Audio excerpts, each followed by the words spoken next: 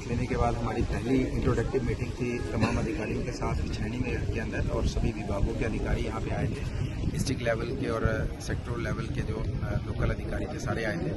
उनके साथ इंट्रोडक्शन के साथ हमने कहा कि हम सभी का एक ही काम है कि हम सभी ने लोगों को बेस्ट परफॉर्म करके देना है, हमें अच्छे परफॉर्मर बनना है। हमारी भी वही जिम्मेदारी है और अधिकारियों की भी है। और अधिकारियों को हमने भरोसा दिया है कि हम उन लोगों में से हैं कि जिनका पिछले 30 साल का रिकॉर्ड है कि हमारा एक एम्प्लॉइज़ के साथ एक कॉर्डियल रिलेशन बना के हमने काम लिया है। हम चाहेंगे कि चनैनी विधानसभा क्षेत्र के अंदर वैसे ही हम एक कॉर्डियल रिलेशन बना के अधिकारियों से काम लेंगे, और जो उसके बावजूद भी कोई अधिकारी नॉन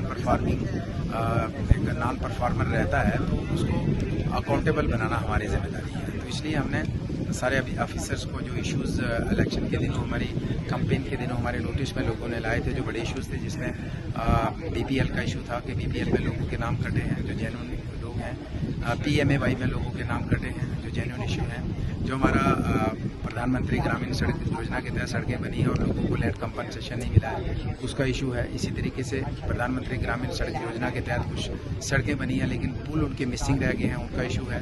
इसी तरीके से हमारे जो है यहाँ पीडीए का इशू है, पत्नीटॉप डेवलपमेंट अथॉरिटी की तरफ से लोगों को रेनोवेट रिपेयर करने के लिए मकानों की परमिशन नहीं मिलती है, उसका इशू है, वो हमने इनके नोटिस में लाया है। इसी तरीके से हमारे जो एजुकेशन के अंदर बहुत से स्कूल्स हैं जहाँ स्टाफ की दिक्कत है, स्कूल अपग्रेडेशन का इशू है, स्कूल हैंगिंग है, हमारे स्कूल में इंफ्रास्ट्रक्चर का इशू है। इसी तरीके से चनैनी हॉस्पिटल का इशू है, चनैनी के अंदर जितने भी हमारे सब सेंटर और पीएचसी हैं वहाँ पे स्टाफ और इंफ्रास्ट्रक्चर का इशू है, वो हमने डिस्कस किया है। पीडब्ल्यूडी के अधीन जितने रोड हैं उनको मेंटेन करना, पीएमजीएसवाई के अधीन रोड है उनको मेंटेन करना, उनको प्रॉपर तरीके से उनको मेंटेन करके पब्लिक के बीच में लाना, और जो जहाँ पे कनेक्टिविटी नहीं है उन एरियाज़ को हमने कनेक्टिविटी देनी है।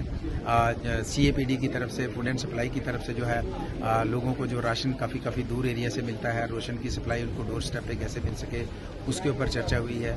पावर डिपार्टमेंट की तरफ से जिस तरीके से लोगों के बिल्स जो हैं वो आते हैं और हर महीने जो अलग अलग बिल आते हैं और डबल ट्रिपल बिल आते हैं, वो हमने अधिकारियों को हिदायत दी है कि जो बिजली जितनी जलाता है उसके अनुसार उसको बिल आना चाहिए, उसको ज़्यादा बिल नहीं आ सकता है। और ये हमने सख्त हिदायत दे दी है कि कोई भी अधिकारी किसी भी इंडिविजुअल को ज़्यादा बिल नहीं भेजेगा।